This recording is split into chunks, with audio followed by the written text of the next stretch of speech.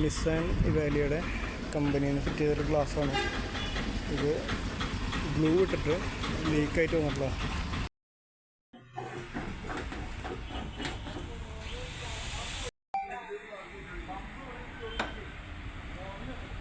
ഈ കാണുന്ന ഭാഗത്തൊക്കെ ഗ്ലാസ് പിടിക്കാത്ത ഭാഗങ്ങളായിരുന്നു.